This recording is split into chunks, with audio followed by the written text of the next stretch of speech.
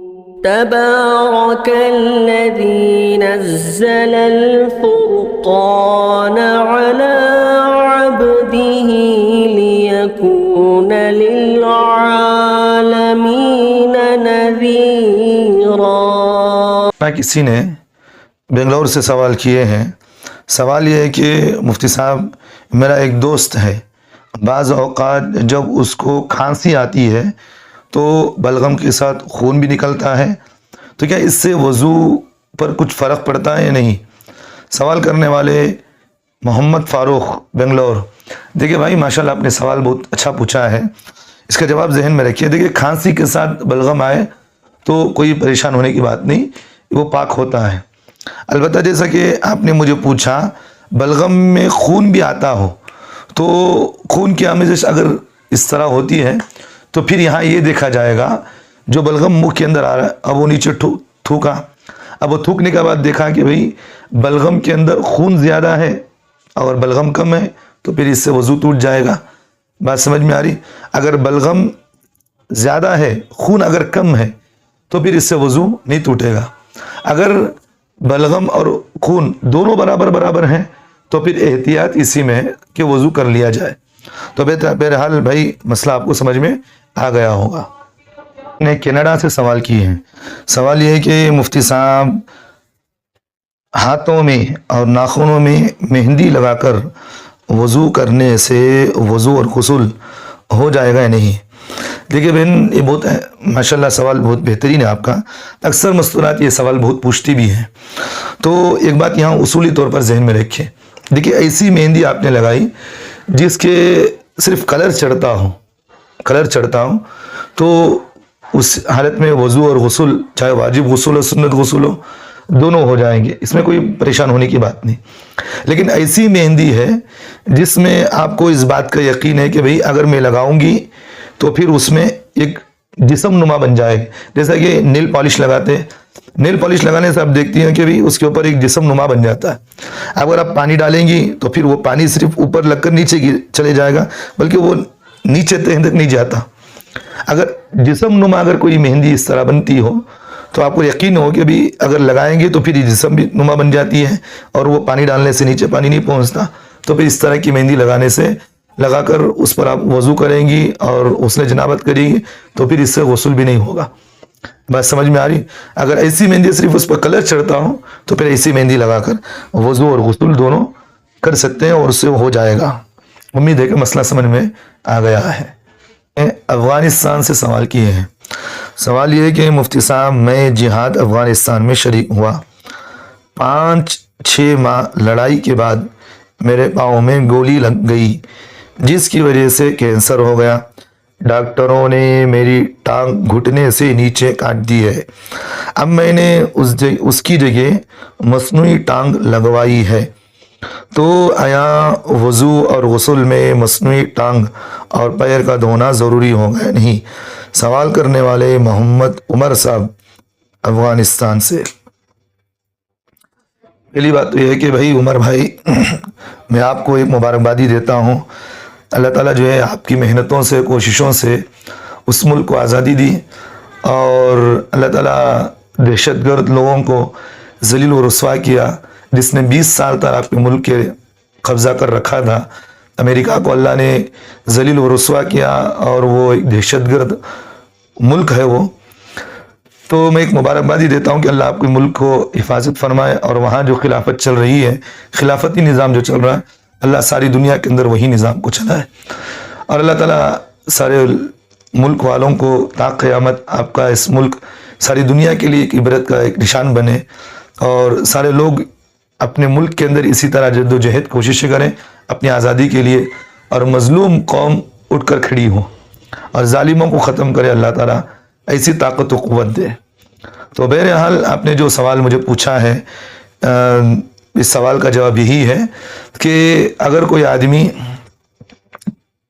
آدمی کا کوئی ٹانگ ہو یا کوئی ہاتھ ہو اس طرح کٹ گیا ہے تو وضو اور غسل کے اندر مصنوعی غسل کے اندر اس چیز کا دھونا ضروری نہیں۔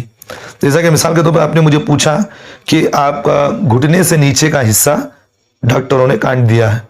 जब काट दिया है तो फिर जिस पैर में मसनूई पैर लगा हुआ है तो उस मसनूई पैर को वज़ू और मसनून गुस्ल में धोने की ज़रूरत नहीं है और उसको निकालने की भी ज़रूरत नहीं है। अलबत्ता अगर वाजिब गुस्ल है, जनाबत का गुस्ल है, वाजिब गुस्ल है, तो फिर उस मसनूई पैर को आप निकालें तो पूरे जिस्म पर आप पानी डालेंगे। अगर क्योंकि वो रहेगा तो फिर नीचे का हिस्सा जो पैर लगा रहता है, नीचे का हिस्सा सूखा रहेगा, तो फिर इससे आपका वाजिब गुस्ल नहीं होगा। तो वाजिब गुस्ल में तो निकालेंगे, लेकिन मसनून गुस्ल और वज़ू के अंदर उस चीज़ को निकालना ज़रूरी नहीं और उस पर पानी डालना भी ज़रूरी नहीं है। तो बहरहाल मसला ये हो गया। और दूसरी बात मैं यहाँ ये भी कह देता हूँ, क्योंकि मसला मुझे जहन में आपने मुझे पूछ लिया है तो जहन में लोगों के जहन में आ भी जाता है, तो इसलिए मैं कह रहा हूँ अगर कोई आदमी का हाथ पूरा नहीं कटा है, सिर्फ आधा कटा हुआ है, जैसे मिसाल के तौर पर अल्लाह ना करे किसी आदमी का, क्योंकि वज़ू के अंदर कोहनियों तक धोना ज़रूरी है, फ़र्ज़ है धोना। अगर किसी का हाथ आधा कट गया है और आधा उसका यहाँ से इतना बाकी है तो वज़ू के अंदर इतना हिस्सा तो धोना ज़रूरी है, क्योंकि जितना हिस्सा निकल गया उतना तो चलेगा, लेकिन जो आधा हिस्सा है जो बाकी है तो इतना हिस्सा तो उसके लिए वज़ू में धोना ज़रूरी है। और मसनून गुस्ल में तो होगा भी, पानी डालेगा तो जाएगा ही, और वाजिब गुस्ल में तो धोना ज़रूरी है। तो बहरहाल मोहम्मद उमर साहब, आपका मसला, आपका जवाब जो समझ में आ गया होगा जो मैंने आपका मसला बयान किया है। और दूसरी बात मैं आपको एक मुबारकबाद ये भी देता हूँ कि माशाल्लाह आप शहीदों के अंदर शामिल हैं। अल्लाह आपको इसमें इस्तकामत वाफ़ियत नसीब फरमाए। दुआ करे कि अल्लाह हम जैसे नादानों को भी अपने रास्ते की शहादत नसीब फरमाए, क्योंकि इंसान के दिल के अंदर एक ख्वाहिश होती है कि भाई मौत जब भी आए तो अल्लाह में शहादत की मौत दे, क्योंकि रसूलुल्लाह सल्लल्लाहु अलैहि वसल्लम ने शहीदों के बड़े मकामात, बड़े फ़ज़ाइल बयान किए और अल्लाह के रसूल सल्लल्लाहु अलैहि वसल्लम की ख्वाहिश भी यही थी कि मैं अल्लाह के रास्ते में जिहाद में मुझे अल्लाह के रास्ते में मुझे काटा जाए, मैं ज़िंदा हूँ, फिर मुझे शहीद किया जाए, फिर मैं ज़िंदा हो जाऊँ। जितने मेरे जिस्म के अंदर मेरे बाल हैं, इतनी मरतबा मुझे जान भी अगर मिल जाए तो एक एक मरतबा मैं जान देने के अल्लाह के रास्ते में तैयार हो जाऊँगा। तो बहरहाल अल्लाह के रसूल सल्लल्लाहु अलैहि वसल्लम की अल्लाह ताला ने इस ख्वाहिश को, आखिरी जो जहर दी थी जिस औरत ने, वो मकाम अल्लाह ताला ने अल्लाह के रसूल सल्लल्लाहु अलैहि वसल्लम को शहादत का मकाम तो वहाँ दिया है। तो बहरहाल तफसीली बात अलग है वो। तो बहरहाल अल्लाह ने आपको एक मकाम दे रखा है, इसमें आप आफियत के साथ इसी पर बाकी रहे। आप ये ना उम्मीद ना हो जाए कि भाई मेरा पैर कट गया, मैं इस तरह हो गया। आप तो माशाल्लाह शहीदों में शामिल हैं। अल्लाह के रसूल सल्लल्लाहु अलैहि वसल्लम ने फरमाया क़यामत में जब शहीद आएगा तो उसके हाथ और पैर जो भी कटे हुए होंगे वो अल्लाह के सामने लाएगा और फिर अल्लाह के सामने खड़ेगा। अल्लाह पूछेंगे कि तेरा पैर कहाँ गया, तेरा हाथ कहाँ गया? तो अल्लाह तेरे रास्ते में मैंने इसको शहीद किया है। तो माशाल्लाह आप शहीदों में शामिल हैं। दुआ करें कि अल्लाह हमें भी अपनी शहादत, अल्लाह उसके रास्ते की शहादत की मौत नसीब फरमाए, और जब भी हमारी मौत आए अल्लाह हमें शहादत की मौत नसीब फरमाए, और उसके नबी के मदीना मुनव्वरा की मौत वहाँ इलाके में हो और शहादत की मौत हमें अल्लाह नसीब फरमाए। आमीन सुम्मा आमीन। अल्लाह आपकी हिम्मत को और मजबूत करे और आपके सारे इलाके वालों की अल्लाह हिम्मतों को मजबूत करे और सरबुलंदी नसीब फरमाए। सारे मुसलमानों को अल्लाह इज़्ज़त, सारे मुसलमानों को अल्लाह ताला इसी तरह अपनी हिम्मतों को अज़ाइम कर, अपनी हिम्मतों को मजबूत करने की तौफीक दे और अपने दीन की सरबुलंदी के लिए इसी तरह कुर्बानी देने की तौफीक दे। आमीन सुम्मा आमीन। इसी तरह मैसूर से किसी मौलाना साहब ने सवाल किया है। सवाल ये है कि मुफ्ती साहब, अखबारात में बाज़ दफ़ा आयत कुरानिया और अहादीस मुबारका लिखी हुई होती हैं, क्या अखबारात में इनका शाया करना सही है, जबकि इसमें बेहुरमती का शुबा भी है? नीज़ ऐसे अखबार को बग़ैर वज़ू छूना जायज़ होगा या नहीं जिसमें आयत कुरानिया लिखी हुई हो? सवाल करने वाले मोहम्मद मौलाना ताहिर साहब मैसूर। जी माशाल्लाह मौलवी साहब, आपने सवाल बहुत अच्छा किया है। ये मैं बहुत अफसोस होता है देख करके, ये कई मरतबा मैंने भी इनफरादी भी और कई मरतबा बयानात में भी हमने इस मना भी किया है और अखबारात वालों को हमने आगाह भी किया है, लेकिन उसके बावजूद भी ये लोग समझते नहीं हैं। ये अपने पैसों के दो पैसों की वजह से, अपने लालची में इन्होंने दुनिया को, दीन को भी दुनिया के तौर पर भेज दिया है। कुरान को भी इन्होंने लोगों के हाथ में एक खेल बना दिया है। तो जहन में रखिए, देखिए अखबारात में कुरान मजीद की आयत को हरगिज़ शाये ना करे, हरगिज़ शाये ना करे, क्योंकि जो आदमी पेपर लेता है तो पेपर फेंकने वाले भी आप जानते हैं, घरों के पास पेपर जो डालने वाले होते हैं उसमें, जैसा कि हमारे बेंगलोर के अंदर सालार है, सियासत, इस तरह के पेपर निकलते हैं। تو ان میں خصوصاً سالار کے اندر قرآن آیتیں لکھی ہوئی ہوتی ہیں، حدیث پاک لکھی ہوئی ہوتی ہیں، اور جو پیپر ڈالنے والے ہوتے ہیں وہ پیپر کو لپکتے ہیں، وہ پھینک کر چلے جاتے ہیں گھروں کے پاس. قرآن کی بے حرمتی نہیں ہو رہی اس طرح، اور احادیث کو بھی اس طرح پھینک کر چپلوں کے بعد ڈال دیتے ہیں. بچے پیشاب کر دیے وہاں پھینک کر جاتے ہیں. تو اس طرح کی ساری چیزیں ہو رہی ہیں. تو اس لیے آج کل جو اس طرح کی چیزیں ہو رہی ہیں، تو پہلی بات یہ ہے کہ یہ سب چیزیں ناجائز ہیں، گناہ ہے کرنا. تو پیپر والوں کے لیے ضروری ہے کہ قرآن آیات کو ہرگز آپ نہ لکھیں، ہرگز نہ لکھیں. اور اگر آپ لکھنا چاہ رہے ہیں تو پھر قرآن کے مفہوم کو بیان کر دیں کہ بھئی اس طرح کی آیت کے اندر اللہ نے یہ مفہوم کو بیان کیا، پھر اس کے تشریح کو بتائے. اور میں نے رمضان کے اندر بھی میں دیکھتا ہوں اکثر علماء کے تفسیریں بھی پیپروں کے اندر آتی ہیں، تو اس میں قرآن کی آیتیں ہیڈنگ میں لکھی ہوئی ہوتی ہیں. اب رمضان کے اندر ہو یا کسی بھی طور پر دیکھتے ہیں بھی آپ کہ ابھی پیپر پڑھنے کے بعد آدمی صرف اس کی اہمیت خالی پیپر پڑھنے تک رہتی ہے، اس وقت وہ نیچے ڈال کر چلے جاتا، اور بچے آ رہے ہیں وہ کھندل رہے ہیں گھروں کے اندر بھاگ رہے ہیں. بعض مرتبہ میں نے دیکھا کہ اردو پیپر ہے جن میں قرآن کی آیتیں لکھی ہوئی ہوتی، وہ بونڈے بیچنے والے جو کرائے والے ہوتے ہیں، کرانے کی دکان والے ہوتے ہیں، وہ اس کے اندر کچھ ڈال کر لوگوں کو دے رہے ہیں. کیا قرآن کی آیتوں کی بے حرمتی نہیں ہو رہی؟ اس طرح دین کو ہم نے سب سے پہلے ہم نے لوگوں کے سامنے غلط پیش کیا، جس کی وجہ سے نقصان ہم اٹھا رہے. تو پہلی بات یہ ہے کہ ان پیپروں والوں کے لیے قرآن کی آیتیں ہرگز نہ ڈالیں. اور میں علماء سے بھی درخواست یہ کرتا ہوں، کیونکہ میرے ان مسائل کو علماء بھی سنتے ہیں، میں علماء کرام سے یہ بات یہ کہتا ہوں کہ آپ ان لوگوں کو ذہن سازی کریں، ان کو بیان کریں، جمعہ کے بیانات ہو، عمومی بیانات میں ہو، آپ ان کو بتائیں کہ بھئی قرآن کی اس طرح کی بے حرمتی نہ کریں. کیونکہ اللہ کا عذاب جو عمومی طور پر مسلمانوں پر آتا ہے، گناہ کو دیکھنے کے بعد آدمی اس گناہ پر نہ روکے، کیونکہ آج عمومی گناہ ہو رہا ہے. پیپروں کے اندر قرآن کی آیتیں ڈال دیتے ہیں، حدیث لکھے ہوئے ہوتے ہیں. اب علماء بھی دیکھ رہے ہیں کہ پڑھ رہے ہیں، کوئی بولنے والا نہیں، نہ جمعہ کے بیانات میں بول رہے ہیں، علماء خود اس میں لکھ کر ڈال رہے ہیں، مضامین لکھ رہے ہیں. بھئی لکھے، کوئی بات نہیں، لکھے مضامین اچھی بات ہے، لکھنا چاہیے، لیکن آپ بجائے قرآن کی آیتیں لکھنے کے اس میں آپ مفہوم کو بیان کر دیں اور آیت نمبر اس میں لکھ دیں آپ، اور اسی طرح آپ اس میں تشریح بیان کر دیں تاکہ لوگ بغیر وضو کی بھی نہ چھوئے. تو بہرحال اس طرح جو چیزیں ہو رہی ہیں اخبارات کے اندر قرآن آیتوں کو ڈالنا یہ گناہ کی باتیں، نہیں ڈالنا چاہیے. اب اگر کوئی اخبار کے اندر اس طرح ڈال دیا ہے تو اس کی حفاظت خریدنے والے کے لیے ضروری ہے. اگر آیت ہو تو وہ لے لے، جلا دے، یعنی تو کہیں دفن کر دے، یعنی تو بہتے ہوئے پانی میں ڈال دیں آپ اس کو. بات سمجھ میں آ رہی؟ تو اگر وہ اس طرح نہیں کرتا تو سارے پیپروں کو جمع کر لے، پڑھنے کے بعد سال میں ایک مرتبہ، مہینے میں ایک مرتبہ لے جائے، یا کہیں جلا دے. تو اس طرح اگر کوئی آدمی حفاظتی طور پر کرنا چاہے تو کر سکتا ہے، لیکن اخبار والوں کے لیے ضروری ہے وہ نہ ڈالیں. ڈالیں گے تو گنہگار ہوں گے، کیونکہ جتنا لوگ بے ادبی کریں گے، اس کی بے حرمتی کریں گے، سب آپ گنہگار ہوں گے. اگر وہ ڈال دیے ہیں تو پھر خریدنے والوں کے لیے بات ضروری ہے کہ ان جہاں بھی قرآن کی آیتیں لکھی ہوئی ہے، جو اللہ کا نام ہے، پڑھنے کے بعد اس کو الگ جگہ پر رکھ دیا کریں. پھر اس کو سال میں ایک مرتبہ، مہینے میں ایک مرتبہ لے جائیں، جلا دے، کوئی پانی وغیرہ میں ڈال دے آپ، انہیں تو دفنا دے پیپروں کو.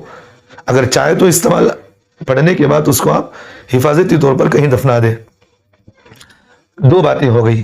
تیسری بہت اہم بات یہ ہے کہ اخبارات کو اندر جو قرآن آیتیں لکھی ہوئی ہوتی ہے، جیسا کہ آپ نے مجھے پوچھا بھی ہے کہ اخبار کے اندر اگر قرآن آیتیں لکھی ہوئی ہے تو ان آیتوں پر آپ بغیر وضو کے نہیں چھو سکتے.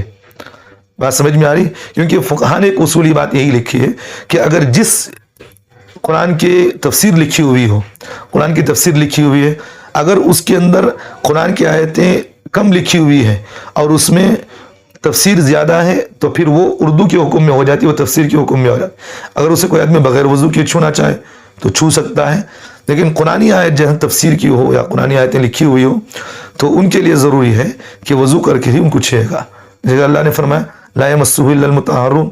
تو اس لیے بغیر وضو کے آپ اس کو چھو نہیں سکتے. ہاں، اس پیپر کو ارد گرد ہیں، اس کے پیپر کو ہیں، اگر بغیر وضو کے چھونا چاہیں تو اس میں کوئی بات نہیں، کوئی گناہ نہیں. لیکن آیت پر اگر آپ انگلی رکھ کے اس طرح کر رہے ہیں تو پھر وضو ہونا شرط ہے. تو بہرحال امید ہے کہ بھائی آپ کو یہ مسئلہ سمجھ میں آ گیا ہوگا. تو میں علماء کرام سے درخواست یہی کرتا ہوں کہ ان جو پیپر جو نکالنے والے ہیں اور جو قرآن آیت کی اس طرح کی چیزیں ڈالتے ہیں، تو ہمارے علماء کی ذمہ داری ہے کہ آپ علیہ اعلان جمعہ کے بیانات میں بھی ہو اور اجتماعی کے جو بھی اجتماعی بیانات ہوتے ہیں تو آپ علیہ اعلان ان کو اس سے روکیں. کیونکہ اگر ہم ان چیزوں سے نہیں روکیں گے تو آگے چلتے، کیونکہ پہلی بات تو یہی ہے کہ آج لوگوں کے دلوں کے اندر قرآن کی اہمیت تو نکل چکی ہے.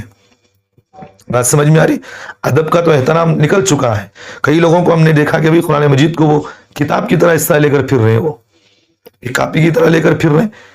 बेअदबी हो रही और वो पैरों पर रख रहे हैं, रानों पर रख रहे हैं। क्योंकि जब आदमी की ज़िंदगी के अंदर दीन की अहमियत नहीं होती, उसका अदब व एहतराम नहीं होता, तो फिर इसकी अहमियत भी निकल जाती है, खुद ब खुद उसका अदब व एहतराम भी निकलता रहता। अदब व एहतराम रहेगा तो आदमी उन चीज़ों की हिफाजत करता है।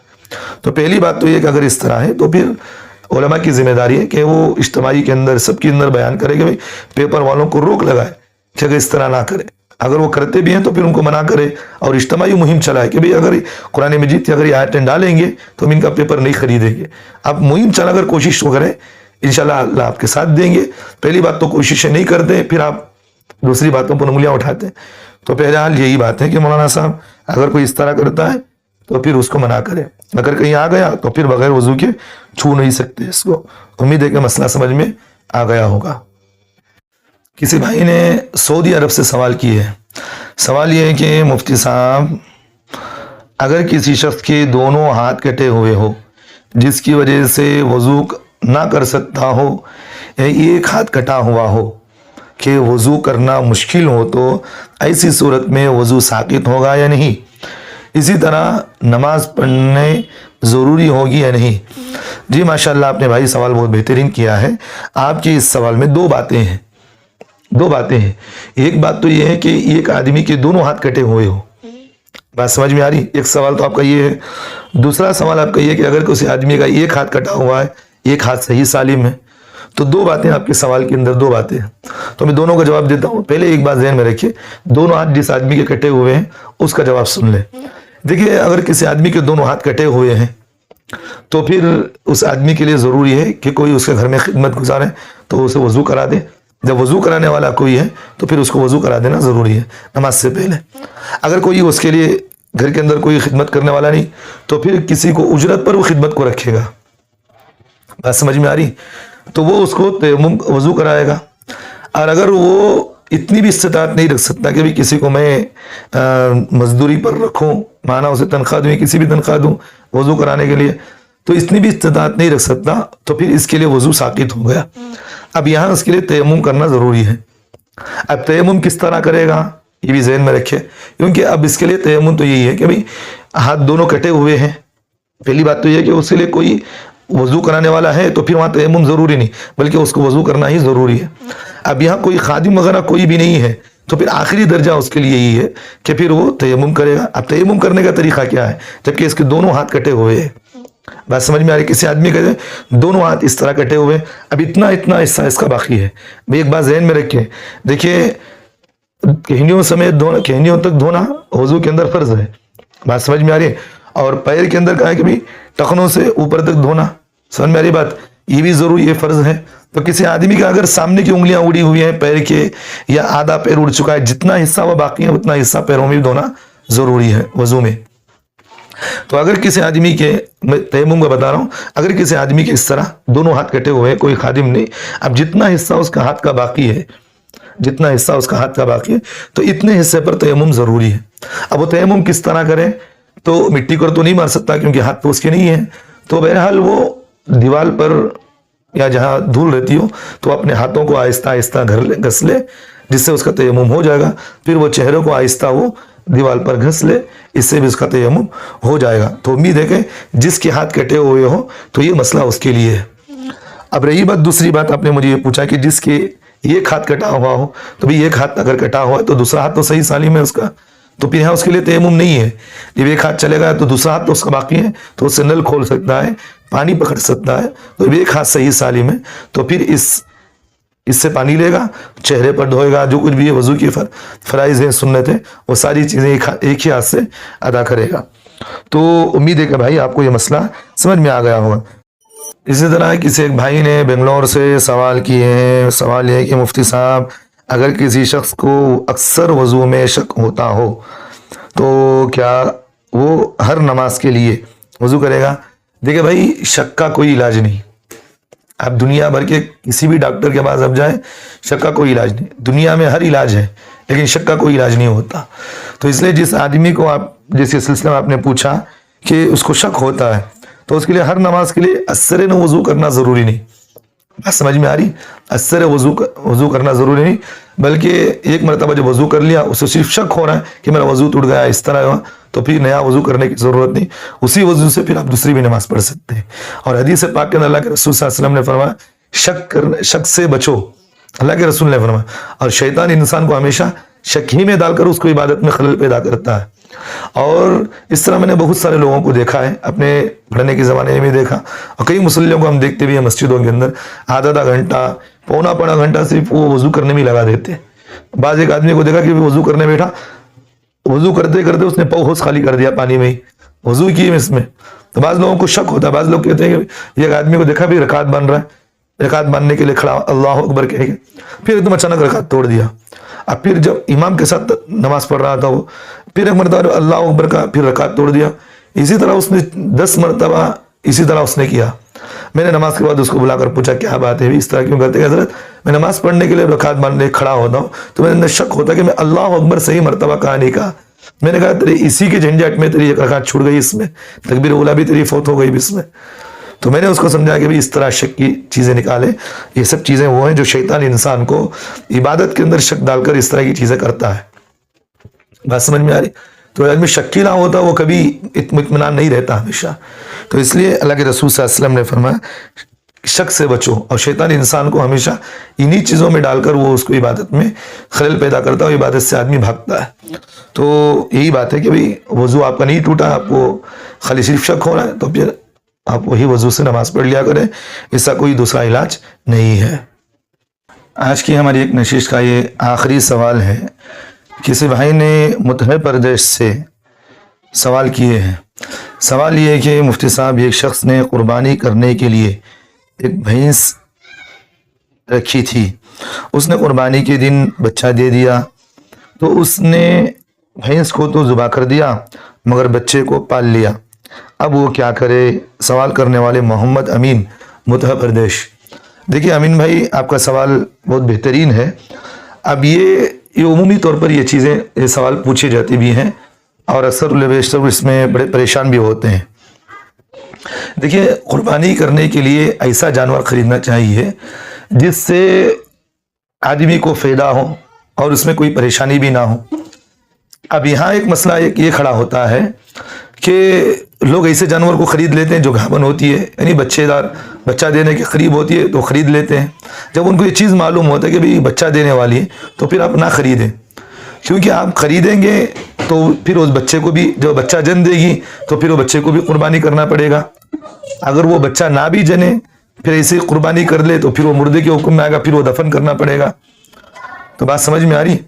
تو پھر یہ چیز اس میں یہ بات آتی ہے کہ بھئی جس سے ہمیں کوئی فائدہ نہیں ہو رہا تو پھر کیوں وہ چیز ہم خریدیں. اس لیے علماء نے مسئلہ لکھا ہے, فقہاء نے بیان کیا ہے کہ اگر کسی آدمی کو یہ بات معلوم ہو گیا کہ اگر یہ جانور گھابن ہے, اس میں بچہ جننے کے قریب ہے, تو پھر اس طرح کے جانور کو خرید کرنا, قربانی دینا مکروہ ہے.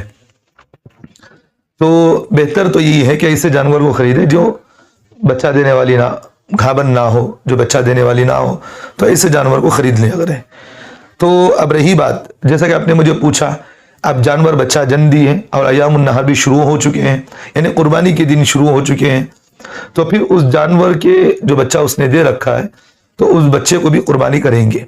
اب قربانی کرنے کے بعد اس بچے کو کے گوشت کو آپ نہیں کھا سکتے, بلکہ وہ سارے کا سارا گوشت واجب التصدق, یعنی ضروری یہی ہے کہ آپ وہ سارے کے سارے گوشت کو صدقہ کر دیں, آپ نہیں کھا سکتے. بات سمجھ میں آ رہی؟ آپ بعض علماء یہ بھی کہتے ہیں کہ بھئی کیوں نہیں کھائیں, بہتر تو یہ کہ بھئی نہ قربانی دے, بجائے قربانی دینے کے اس بچے کو کاٹنے کے کسی غریب کو دے دے, جان بھی بچ جائے گی, اس غریب کا بھی فائدہ ہو جائے گا. تو یہ حالانکہ یہ قول بعض علماء نے کہا ہے, لیکن متفقہ بات یہی ہے کہ یہ قول ضعیف ہے, اس پر فتویٰ نہیں دیا جائے گا. فتویٰ یہی ہے کہ جو جانور آپ نے خریدا ہے وہ سارے کا سارا جانور آپ نے تقرب کے لیے, یعنی قربت کے لیے آپ نے خریدا ہے. اب جب خریدا ہے تو اس کے جز پر قربانی واجب ہو جائے گی. جب آپ قربانی کے لیے دینا چاہ رہے تو پھر سارے جانور کی قربانی دینا ضروری ہے, تو پھر وہ بچہ بھی اس کے اندر شامل ہے, تو بچہ بھی وہ جانور کا جز بن گیا, تو پھر اس بچے کی بھی قربانی کرنا ضروری ہے. تو بہرحال جو بچہ جو جن دی ہے تو اس بچے کی قربانی کریں, تو پھر اس گوشت کو کسی غریب کو کھلا دیں. آپ نہیں کھا سکتے, آپ اس گوشت کو استعمال بھی نہیں کر سکتے. بات سمجھ میں آ رہی ہے؟ کیونکہ واجب تصدق ہے. اگر آپ کھا لیے تو جتنا گوشت آپ اس کا کھائیں اتنے پیسے آپ کو صدقہ کرنا ضروری ہے. بات سمجھ میں آ رہی؟ تو امید ہے کہ آپ کو یہ مسئلہ سمجھ میں آ گیا ہوگا. دعا کریں کہ اللہ تعالی ہم تمام مسلمانوں کو عمل کی توفیق دے. جو کچھ بھی دلائل کی باتیں میں ساری ڈسکرپشن میں لکھ دیتا ہوں, وہاں ڈال دیتا ہوں, آپ وہاں دلائل بھی پڑھ سکتے ہیں. تو امید ہے کہ آپ کو سارا مسئلہ سمجھ میں آ گیا ہے. وَقُولُوا قَوْلِي هَٰذَا وَاسْتَغْفِرُوا اللَّهَ لِي وَلَكُمْ وَآخِرُ دَعْوَانَا أَنِ الْحَمْدُ لِلَّهِ رَبِّ الْعَالَمِينَ.